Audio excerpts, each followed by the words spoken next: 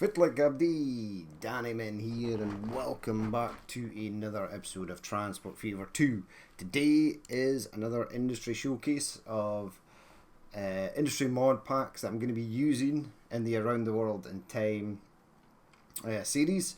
And today it's the big one. It is Yeo's Senseless Industries, which is really cool. It adds a lot more stuff, a lot more industry types to the game. There's quite a lot you can do in this. I would recommend just having this industry pack on its own.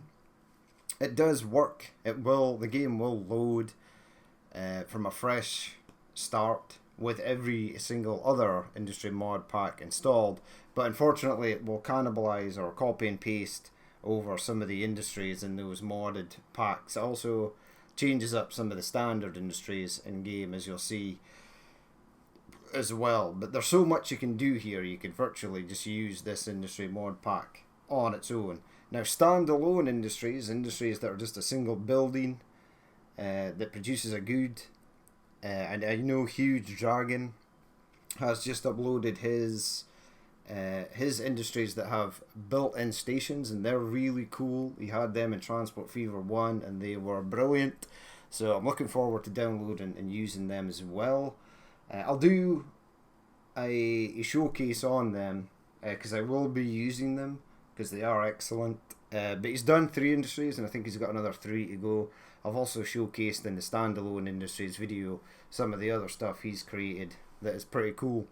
But today it's all about Yeo's Senseless Industries. Now, first thing first, this is obviously part 1. There's going to be a second part because in this, if you start off in 1850, you only get a sort of handful of industries to begin with, and then more advanced industries sort of become available later. So they're more periodically correct in time when these industries start to come online and stuff. So in saying that, one thing you will have to do is, if you're starting at 1850, you will have to have sandbox mode enabled. As other industries become available, they will not spawn randomly or appear on a map because they haven't been available. If you start a fresh map from 1850 and do the automatic industry placer, it will only place the industries that are available from 1850. It won't place any of the sort of new age ones. You have to do that on your own. So you need sandbox mode enabled in order to go down to the industry tab and sort of build an industry where you want to build it. So we'll get started though. So these are the standard industries that are still left. As you can see, there's a lot less of them because a lot more of the standard industries have been converted to something else in this mod pack. Now you've got the oil well here, which you can get in 1850, but you can't do anything with it because oil refining and fuel refining and chemical plants don't appear until later, much later. So this will be available, but you won't be able to use it. There's nowhere to send the stuff or to convert it to something else until later on in the game. There's a few industries that are like that. The copper ore mine, the limestone quarry here, and the sand pit are all examples of industries that are available in 1850 and you can place them, but you can't send anything. You can't send any of the goods anywhere because nowhere will accept them until later when you get things like the copper mill. So the copper mill will accept the copper ore, but it doesn't appear till later. Same with the limestone is used for making concrete, but that doesn't appear till later either. So just be wary. You might be confused because you'll have industries that are there that have no destination for the goods to go to, but that is why, because the industries will appear later.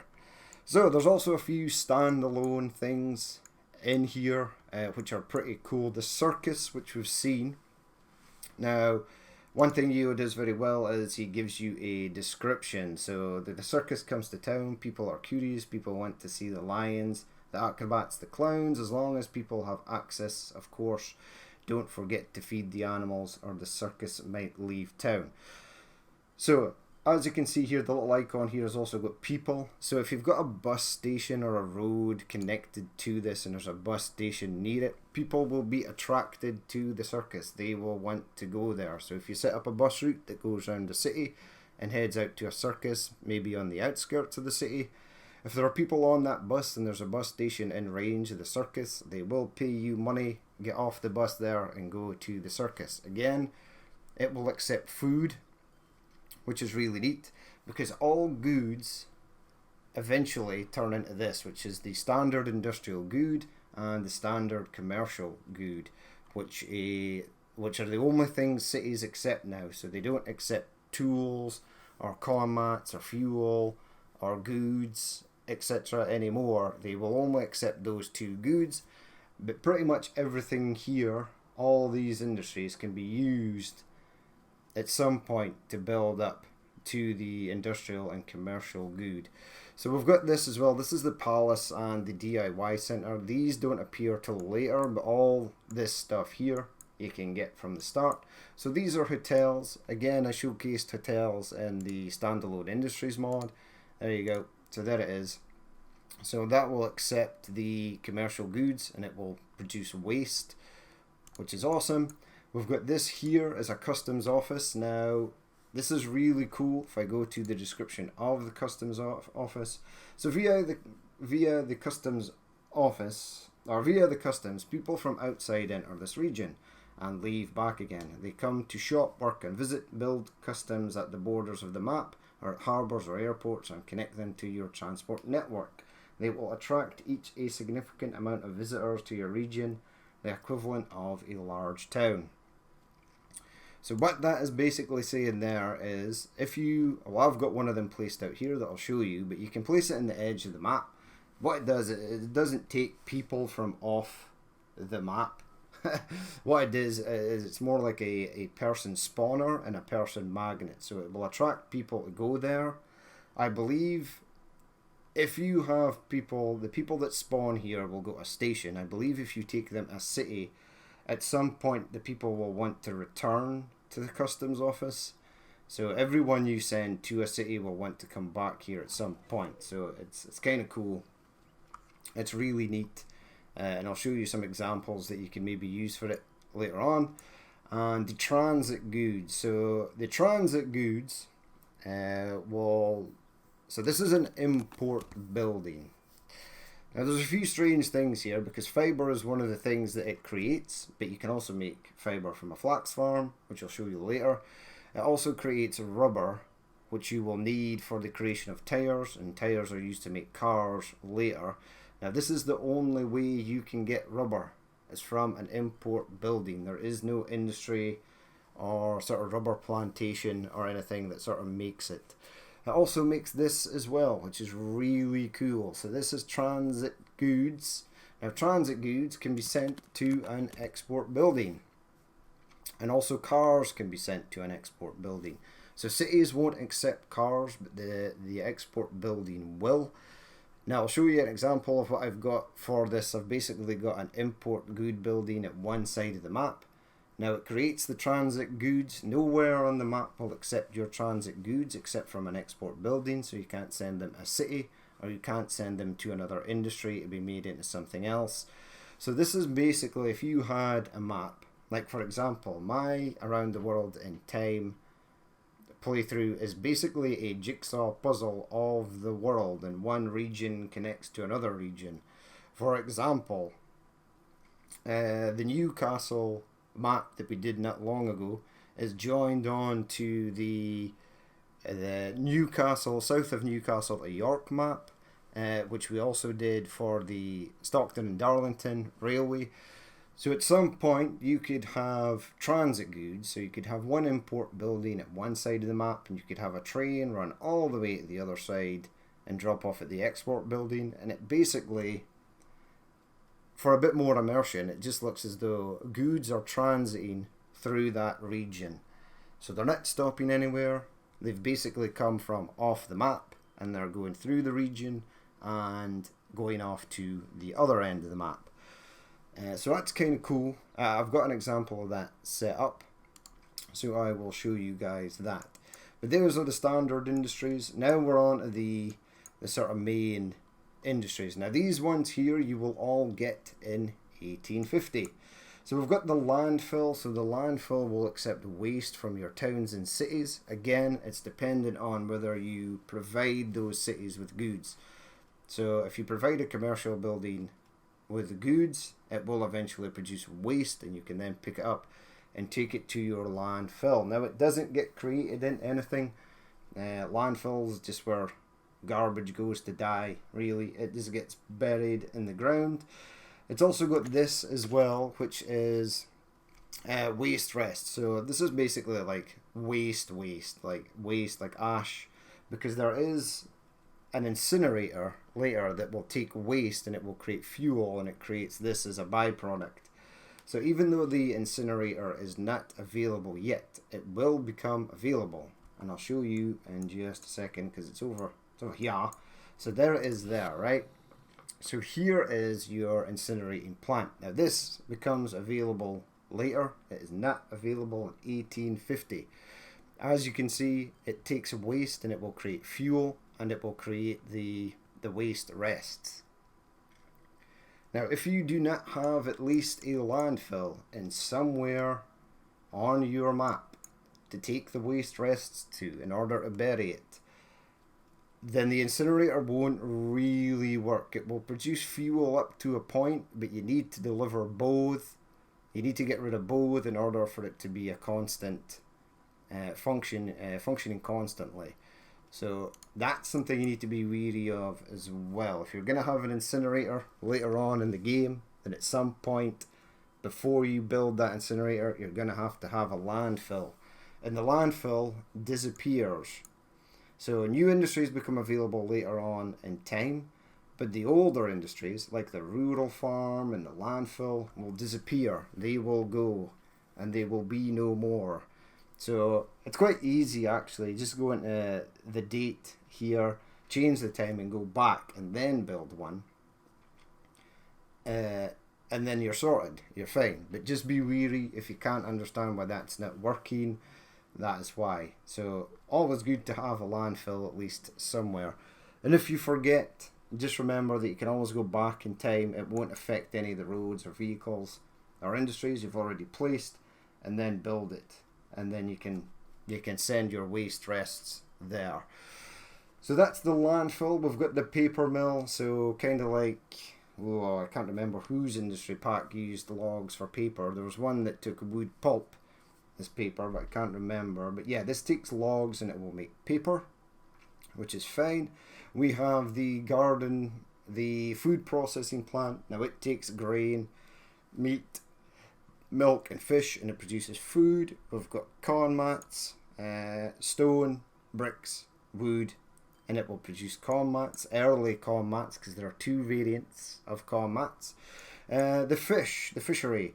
Now the fishery has this, which is fodder. You can't create fodder till later as well, but luckily here, this is an and or, so it can either accept both, or it will accept one of each, and one of each will give you, or simply one on its own. So one crop will give you 2 fish, or one fodder will give you 2 fish, or you can deliver both and it gives you 2 fish. So that's good, because if you needed both of these, your fisheries would be completely redundant until the time where the age of fodder became a thing. There's a few other industries like that, and I'll point them out. But don't worry, because the modder has seen or done the right thing and made them so that they only need one of the required goods in order to produce the end good, instead of needing everything. Because this as well is another one. Now we've got mail. So mail takes unsorted mail, and it gives you mail. And again, it works like the other one, which I'll explain deeper later when we go to see it. Here's the textile mill. Now this is another one. See, there's 4 good types here, and wool, fibre and leather can all be made in the 1850s, but synthetic fibre cannot. But again, just delivering one of these will produce a textile, so you're good. You don't have to worry that you've not got all 4 being delivered. So that's the textile mill. That's pretty cool, actually. Tools has reverted back to old school planks and steel. Not sure if I'm mega happy about that. I always just prefer tools to be made from steel. There is a mod that converts tool factories to only take things made from steel, and I might use it, and I might see if it works with this. I'm kind of hoping it does. We have the brickworks. Now the brickworks accepts clay now in order to make bricks. I mean, it could take limestone and sand, but unfortunately it just takes clay. So that is still kind of cool. That's pretty impressive, because would have been a thing way back in the day. So it's replaced in other industry mod packs. This is labelled, or this icon would have been oil sand, and you could have taken that to a refinery and made fuel. But in this, it's clay. So if you added a mod pack that utilised oil sand, it wouldn't work because you wouldn't get oil sand. It would only produce clay. So this industry here, or the clay pit, sort of overwrites the oil sand mine. So yeah, that's a thing as well. That's why I recommend just using Yeos on its own. The slaughterhouse. So the slaughterhouse will take the livestock and it will produce meat and leather. So 1 cow will give you 1 of each. Again, always best to try and deliver or get rid of both of them, because if there's one that sort of stockpiles up, eventually demand for livestock will go down and the industry sort of dwindles down to a real dead slow pace. But if you've got both being exported, then it will just continually ask for more livestock. Right, the rural farm. So the rural farm, this is a bit deceiving because the wool is not there, but I can assure you that the wool should be there. It does create wool. So here we've got, it creates grain, 3 grain, 2 cows, 2 milk, and I believe it's 2 wool as well. Now, like I'll show you, it's always better to have this just exporting 1 good type. Don't have tons of trucks coming in to try and load up all 4 of the different good types. Try and focus on 1, and I'll go into detail on that later. We've got the Flax Farm. The Flax Farm creates fibre, and our import customs office also creates fibre. I don't know why that's a thing, but that's pretty cool. So this is the Flax Farm, and it will produce flax, fibre even, and you can send fibre to your textile mill. You can also send wool to your textile mill and your leather from the slaughterhouse to here. We've got the clay pit. So the clay pit is kind of cool, just produces clay. Now this one here, the limestone quarry, doesn't create, or you can't send limestone to any of the other industries in 1850 to make anything else. This comes in later. So again though, it's always nice to have them on the map, so when you do place your industries that eventually need this, that they're there. Same with sand. Sand is used to make glass, but you can't make glass in 1850. It comes along later. So these two are kind of redundant right at the start. There's not really anything you can do with them. Also, the same with the copper mine. The copper mine can be placed, but you can't send copper anywhere in 1850 because there isn't an industry that accepts it presently. It will become available later. Paper, you can send paper to the printing press, and instead of making newspapers like it does in some other industry mod packs, it creates unsorted mail. And unsorted mail can be sent to your mail sorting office, converted into standard sorted mail, and then sent to a city. If we go to the little city here that I've created, as you can see, so all the other good types, the fuel, the combats, the tools, the goods, the machinery, all that is gone. And now you're just replaced with commercial goods and industrial goods and mail. It also creates garbage as well. So that's the only 3 things you can deliver, and you can take mail and garbage out. It will produce mail and garbage, or most of the buildings will. So all this goes to certain things, like most of the textiles go to the textile mill, and all the sort of foodstuffs go to the food processing plant, and it all gets sent to here to make these commercial goods and industrial goods. So all your food and in textiles that you make needs to come here in order to make this the commercial goods, which you can then send to a city.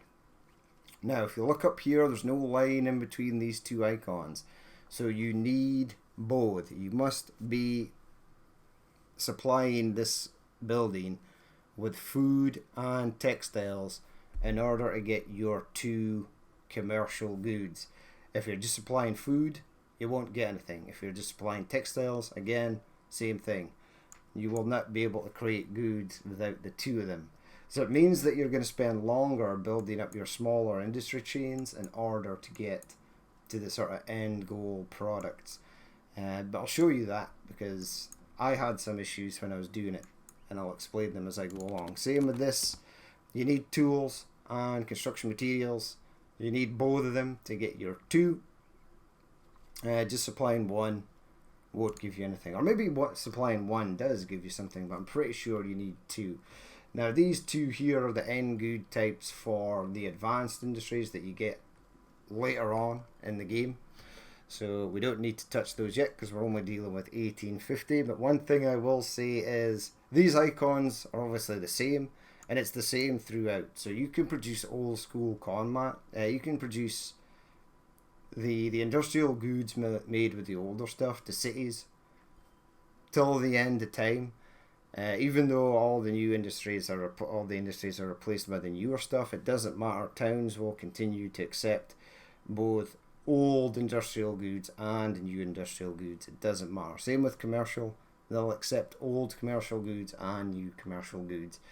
But these industry types here are a lot more intricate. There's a lot more goes into them to create the end products.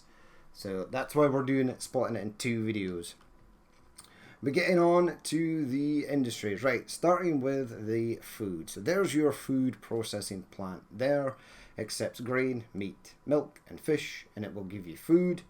So starting down here, right, I've got two of these farms. Now one thing you need to be wary of is that one of these farms creates 200. Now in a standard game of Transport Fever 2, most industries 400 is their sort of minimum they will ever create.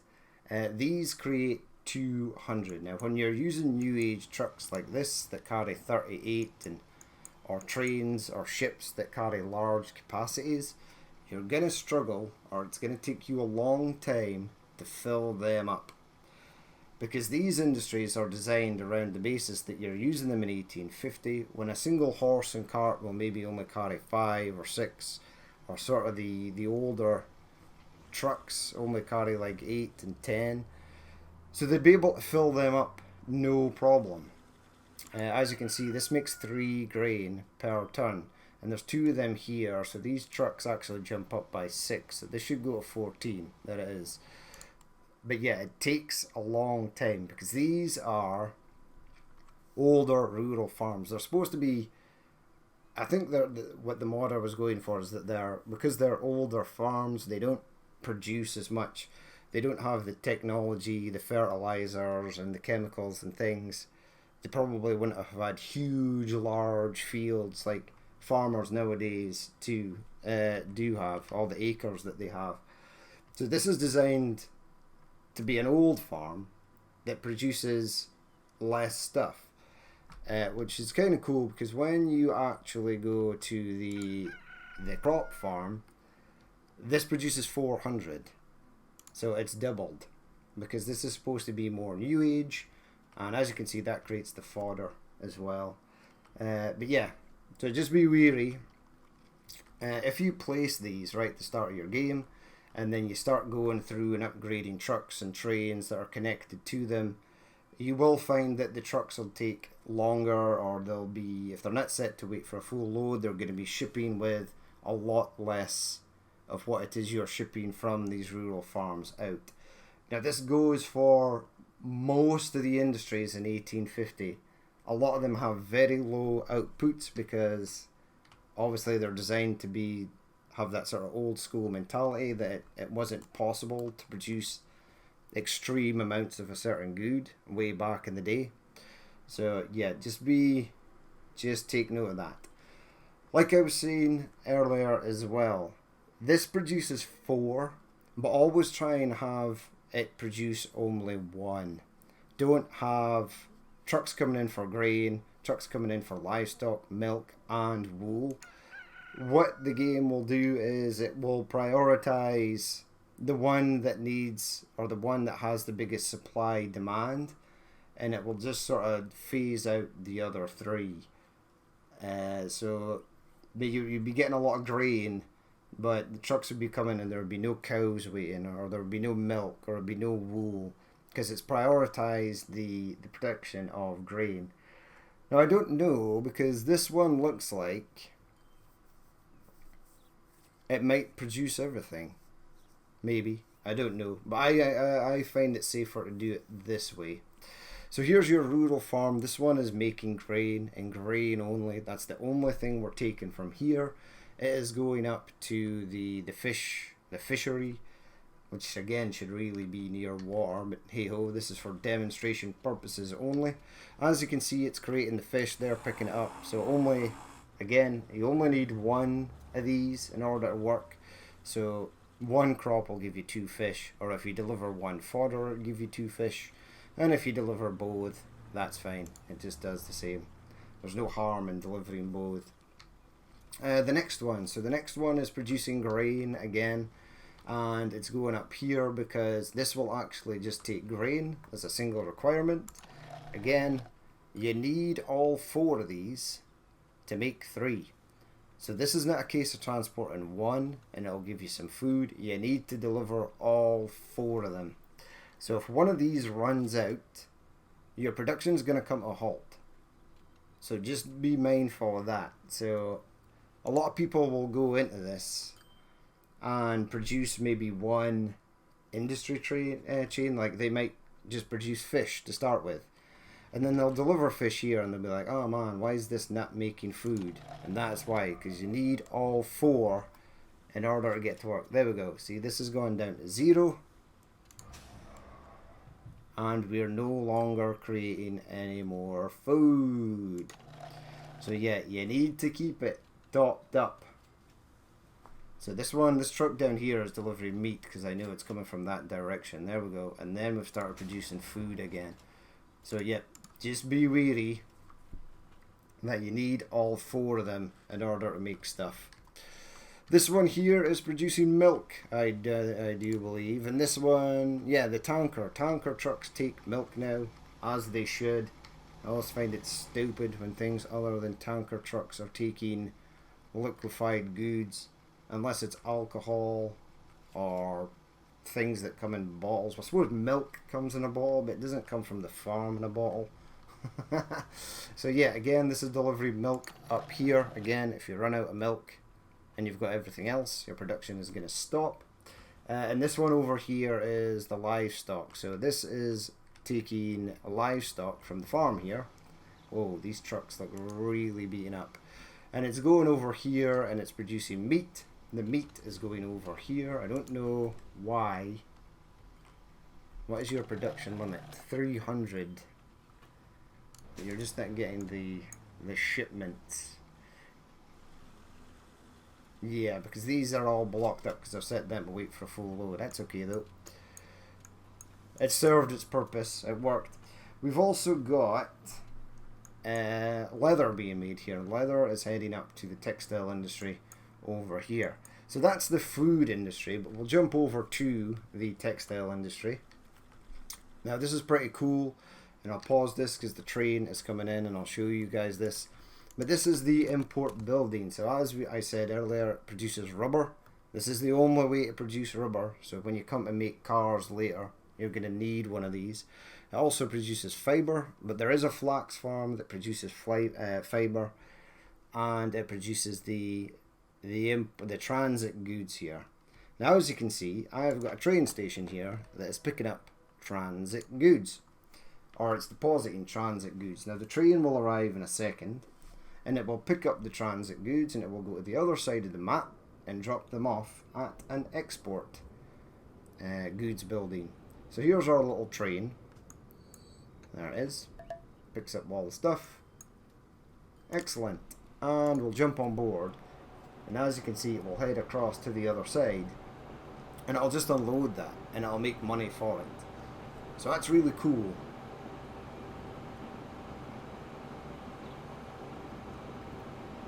So again, this is to simulate goods that are simply transiting your map region. So they're not going to any cities or industrial or commercial buildings on the map. They're just going from one side of the map to the other. Now it works with trains, trucks, planes, boats. So you can transfer it by sea, you can transfer it by air. You can have an airport at one side of the map, another cargo airport at the other side of the map. And the import building will supply the transit goods, your plane will pick it up, take it, and the export building at the other side of the map will accept them. It's a pretty neat idea, and it gives you a bit more sort of immersion. I mean, some people would think, well, why would you want goods to just transit through the map and not go anywhere? But I think it's a really neat idea. And obviously, as you can see, the train is making money. So it does work. This will unload and it'll make cash. So it's not like you're just sort of burning through money and it doesn't really do anything. It does actually serve a purpose. There you go. 6 million made there. Awesome. And it obviously takes nothing back because the export building produces nothing. Doesn't produce anything. Right, on to the next thing. The next thing is the textiles. So as I said, this makes fiber. So these trucks are picking up fiber right here. They're taking it to our textile mill. As I said, you can't make synthetic fibers, but you only need one of these. If there's a line between the goods, it means it will accept one to make a textile.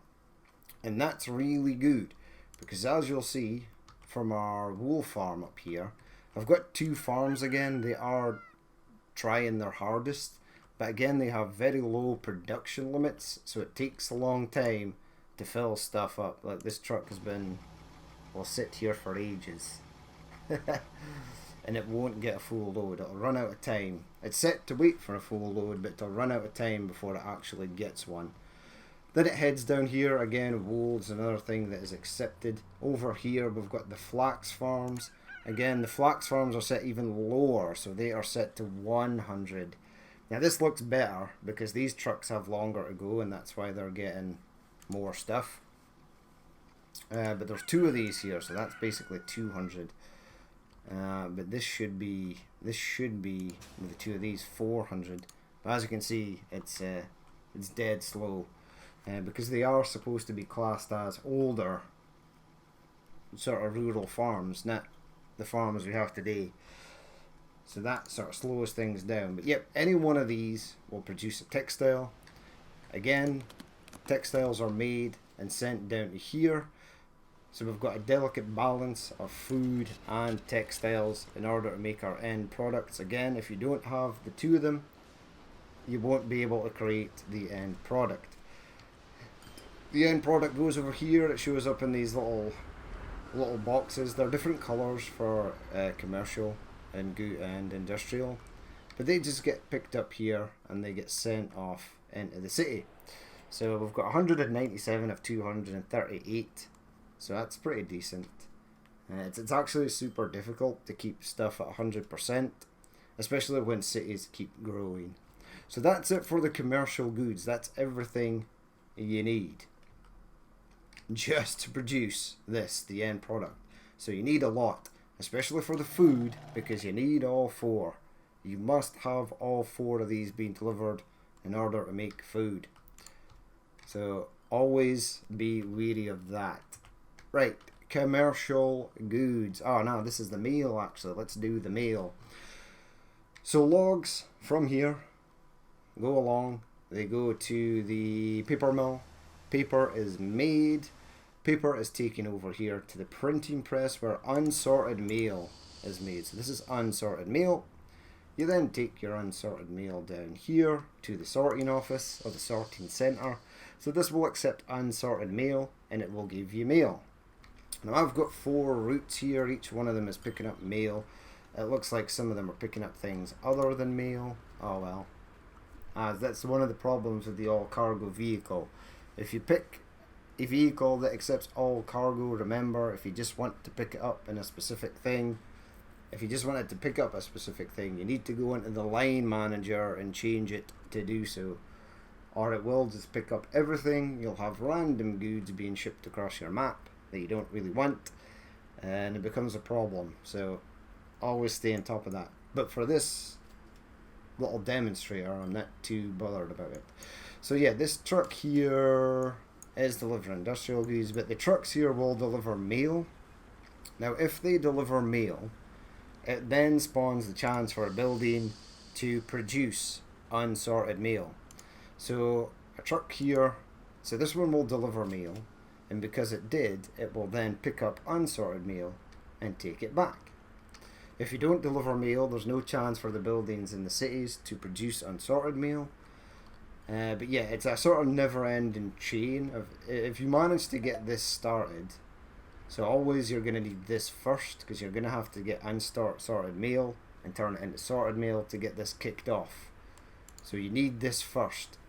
But this becomes then its own little supply and demand chain, because it supplies the mail and it will take unsorted mail back. And you could actually stop using this if you get it running well enough, because the city will produce enough unsorted mail to take it back in order to produce enough sorted mail to take it back to the city. It sounds confusing, but it does work.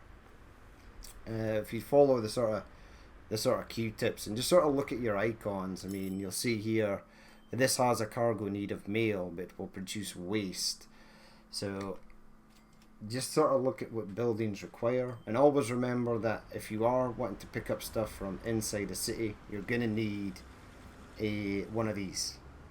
Okay, so having the simple drop-off point, i.e. this, is no use.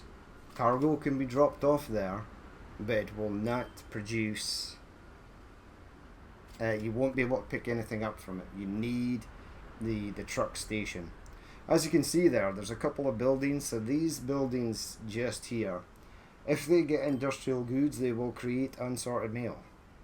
This one here, if it accepts mail, if it gets mail delivered, it will produce unsorted mail again. So just look for these. Always to the left is the input and to the right is the output. So this one is industrial goods and it will produce garbage. So always keep an eye on that, and it will give you clues as to what you actually need to do. So speaking of trash, I have trucks going around picking up garbage. I think there's 4 of these truck stations. Yeah, there's one there, another one over here, and this main one. So it's going around in a loop and picking up garbage. It then goes here to the landfill and it drops off the garbage. So one's just dropped off recently. As I said before, you can't produce the waste rests until you have the incinerator. Once you have the incinerator, you can produce the waste rests. Obviously, if you've got an incinerator, you're going to need a landfill in order to get rid of the waste rests. If you've got nowhere for the waste rests to go, the production of the building will slow down or stop.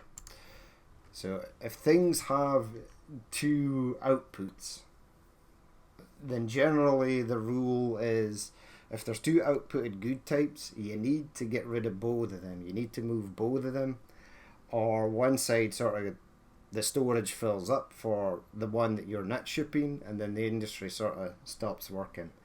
So that's the landfill. The garbage works just great. There's modded garbage trucks in the Steam Workshop, so you could have them sort of cruise around.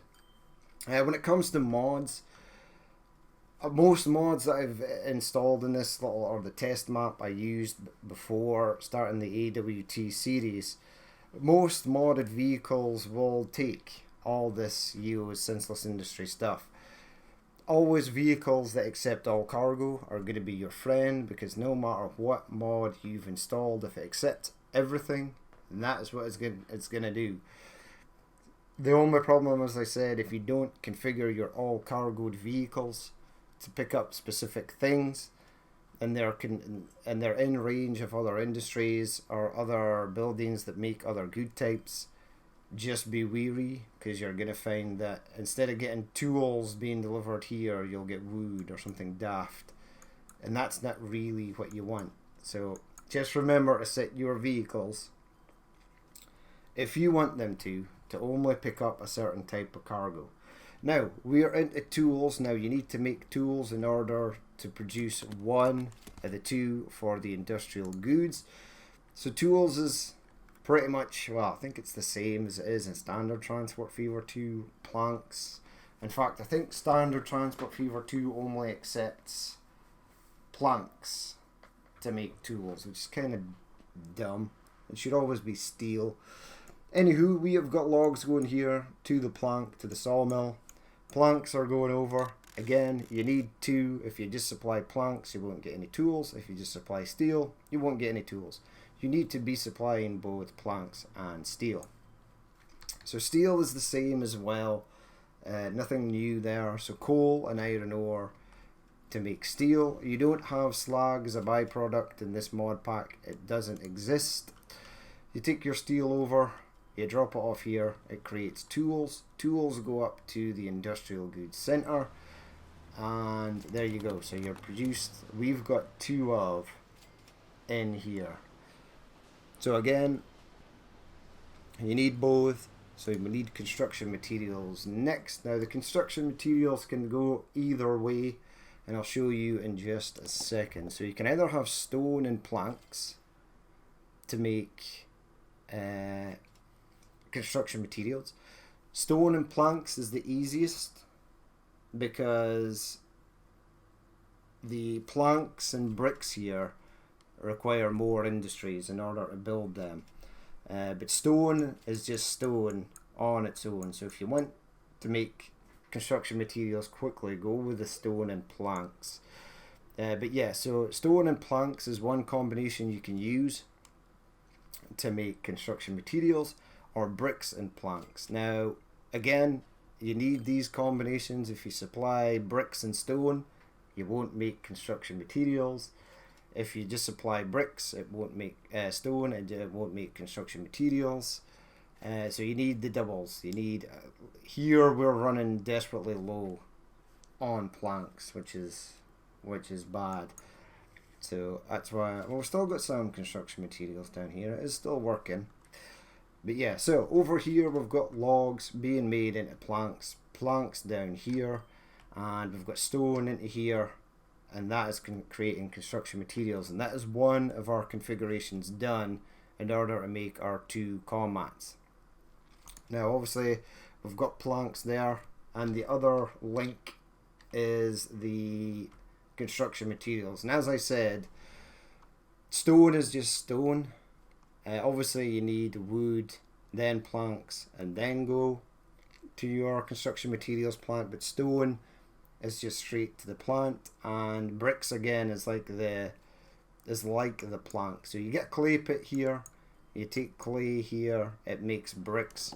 So one clay will make one brick, and then your brick goes down here, and that completes the planks and brick section, which we've got quite a lot of. We've got a lot of stone, we've got a lot of bricks. It's just planks we're struggling with, because we're basically using double the amount of planks, because both these combinations utilize it.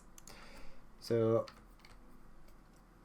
my plan would be just to use one. So have either stone and planks or bricks and planks. Don't try and flood it with heaps of bricks and stone like I've done, because then the planks get torn through pretty quickly.